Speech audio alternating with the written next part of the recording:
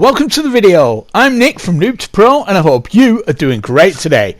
We've been talking all about the different creatures of Ark, looking at everything you need to know to tame them, giving you tips and tricks on what to do with them, and have they got any special abilities. Today is all about the Ovis, also known as the sheep. So let's go find one. We're looking at the sheep spawn map for the island, and as you can see, they only spawn very rarely, but in quite a few different places. Okay, I found one at last. Now, these things, as we've just said, are really rare, and it's taken me nearly a week to find this one. So, yeah, I was nearly ready to give up, to tell the truth, but I found one, and that's what counts. These things are quite simple to tame. All you need to do is give them one sweet veg cake from the last slot in your hotbar, and you're done. It's as simple as that. The tricky thing is finding one in the first place and also being ready to tame it once you have found it. Personally, what I do, I have a few different taming pens dotted around the island, so that no matter where it is that I find the sheep, I can just pick it up and take it to the taming pen, pop it in there, and get it tamed. So I'm just going to drop it in this taming pen here. Looks like I've left the doors open. Never mind, it's not going to start running away or anything like that. So, like I said, I've got this sweet veg cake in my hotbar there, and the prompt comes up and I feed it, and it really is that simple. Now, with the Ovis, the important stats are the health, which we've got at 180, and the food at 1794. Now, I'll explain a bit later why those stats are important. For now, we're just going to get this guy back to base, and then we'll find out what we can do with it. I know that getting different taming pens dotted around the island is easier said than done if you're on PvP, but on PvE or single player it shouldn't really prove too much of a problem. Now, you could ask, if they are that simple to tame, why bother with the taming pen at all? Just feed it the sweet veg cake there, get it in the cryopod, and get it back to base. Good point. Now, you don't usually have sweet veg cake with you at all times. I've been looking for this thing for, like I said, about a week now. Usually you wouldn't spend that long looking for an Ovis. You just come on them. You know, you're either trying to tame something else, or maybe you're collecting some resources, something like that, and there it is, the elusive Ovis, and okay, you haven't got your sweet veg cake on you, so it's back to base, and if you're organised, you've got some in the fridge. If not, you've got to go for the ingredients. What's that? Some giant bee honey, some sap, a bunch of crops, some stimulant, some fibre, and water. Now, most of us don't even have that just lying around base, so you've got to start looking for the things. You've got to maybe go and raid a beehive or go and get some tree sap. Now, whilst all this is happening, guess what? The Ovis, bottom of the food chain, it's gone and got itself eaten. They do live in dangerous areas, and they are pretty much defenceless. As soon as you see one of these things, you need to pluck it off the ground and get it somewhere safe. There are two main reasons for taming the Ovis, and the first one is to get mutton for taming, or even cut lamb chop for taming, and the second one is for getting the wool from the Ovis. Now, if you're just doing it for the wool, you don't have to breed them, but if you're going for the mutton, now it's taking you such a long time to find an Ovis. Once you've slaughtered it for the mutton, then you're not going to get any more from it. So that's why we breed them, and we can keep getting the mutton from the offspring, and we keep the breeding pair together. Okay, we've got one nearly born then, so just tell you a couple of things we need to think about when we are breeding the Ovis. First of all, the baby has such low health, you've got to get some food into it straight away. You have to with most creatures, but I think with the Ovis it's even more so. If you don't get some food into it as quickly as possible, it's going to die on you. So, and it can be quite tricky getting into its inventory. As you can see, this thing was really low in the foundation, and it was quite hard to get into its inventory, so just be aware of that. I have heard people saying that sometimes they fall through a foundation and maybe even through the ground, and you can't get to them. So to combat that, what they say is to make sure it's born on a ceiling, and it will fall through, if it is going to fall through, onto a foundation. It's never happened to me before, but I'm just saying it is something I have heard about happening. So now this thing, it's asking for Amaberry to imprint it. Now I know you're thinking, well, why bother imprinting when all you're going to do is slaughter it in the first place, and who needs an imprinted sheep after all? Well, earlier on when I said that the health was one of the important stats, that is because the more health the Ovis has when you slaughter it, the more mutton you are going to get. So it's asking for Amaberry, and that they're so easy to get, it'd be daft not to imprint it. It is going to give it more health, so that when I slaughter it, I'm going to get more mutton. If it was asking me for any kibble, especially the higher ones, the superior, extraordinary, exceptional kibble, then I wouldn't bother.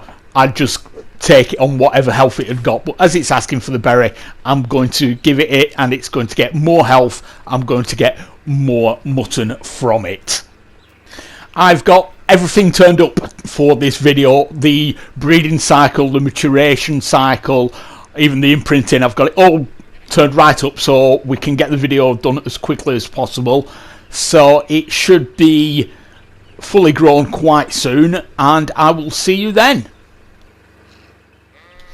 To get the most possible mutton that you can get, what you need to do is approach the Ovis with your pick out. Now, if I can stand up, I'll do that. Well, yeah, there we go. Now, once you do that, you can get the option to slaughter the Ovis, and that's where you get the most mutton.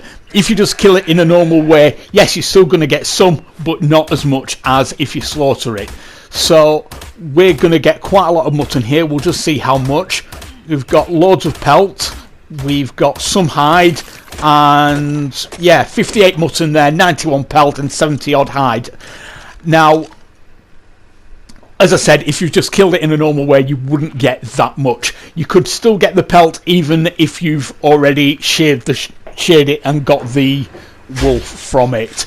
Now, if you were out taming, you'd have pulled the Ovis out of your cryopod and you'd feed it straight to the creature that you're taming. As it is, we're in base, so I'm not going to waste this mutton. I'm going to cook it to preserve it for longer, and we're going to turn it into the lamb chops. Mutton is the second best taming food, and lamb chops is up there as one of the best as well. So this is one way of getting loads and loads of lamb chops. It's going to last longer than the raw mutton, and you can actually take it out there with you when you are taming. There is a way of getting prime meat from the Ovis as well. What you do is you slaughter it before it's fully matured. With any creatures, you slaughter them before they're fully matured and you will get prime meat from them. But what we've done here, we've waited until the Ovis is nearly mature, so it's got quite a lot of health. So therefore we're going to get quite a bit of mutton as well, but we are also going to get some prime meat. Now, I think it just said 4 there. We've got 4 prime meat and 48 mutton, so that's great. A different way of doing it that doesn't take anywhere near as much effort. Yes, it does take a little bit at first because you've got to build a small pen and what have you, but this way it's basically a passive way of getting prime and mutton.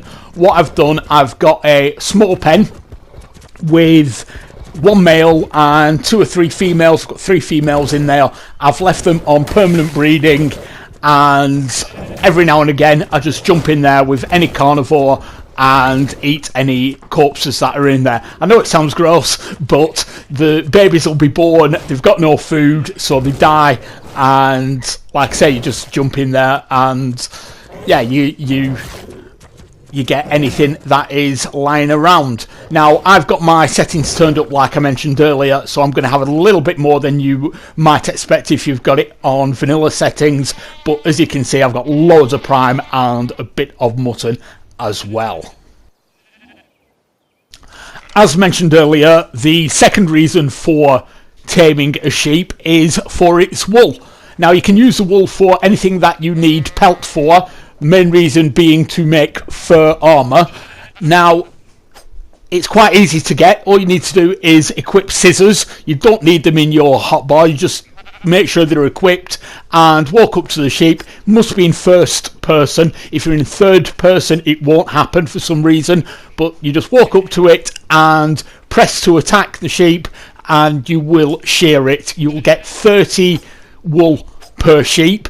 If you've got your settings on your gathering settings turned up, you might get more. I'm not 100% sure on that. I've got mine on ×1, so I get 30 per sheep, and there you go. You've got the wool that you can go and make your fur armor with. Now, earlier on we mentioned the second stat that was important, and that was the food stat, and the reason for that is the higher the food stat on the sheep, then the quicker the wool will start to grow back. Now, on one of the sheep, I've got about 18,000 food. Now, with that one, I've had that sheep for a long time, and every single level it's had, I've pumped into the food, and the wool grows back really quickly on that one. On the other one, it was a higher level sheep, but I haven't leveled it up at all, and he's got, I think, 3,000 and something on the health there, and his wool grows back much slower than the first sheep. So we'll just have a look. On the first sheep, it's actually started to grow back already, just as we're speaking here, and it's only been, what, a minute or two since I cut that wool off. On the second sheep, it's going to take a lot longer. I've timed it, and it took about 10 minutes, maybe just a little bit more, 10 or 11 minutes for the first sheep to grow back all of its wool, and by that time the second sheep had only grown the little bit on its hair, in fact about what's already on the first sheep there. So as you can see, if you're going to be getting the sheep for the wool, it's really important, put the levels into its health, and you will be able to get wool on quite a constant basis. Final thoughts on the Ovis. These guys are really hard to find, so don't go out there looking for them. It will take you far too long. You will come across them whilst you're doing other things. Just try to have some sweet veg cake on hand. When you do come across one, it is worth dropping near enough anything else that you're doing and getting it to safety. Once you have tamed one, resist the temptation to slaughter it for its mutton. Just keep it, wait until you find another one. You will eventually get a breeding pair, then you can put all of the levels for those two into their food and use those two for the wool. Any offspring that you get for them, you can put the levels into the health, and you can slaughter those for the mutton. The best idea is to carry one around with you all times in a cryopod. When you find something that you want to tame, you just get it out of the cryopod, slaughter it, you get loads and loads of mutton, and away you go. Guys, if you found this video useful, I really appreciate you hitting that like button. Don't forget to subscribe and turn on notifications so you don't miss any more of our videos like the one showing on the screen right now. Thanks for watching. Have an amazing day.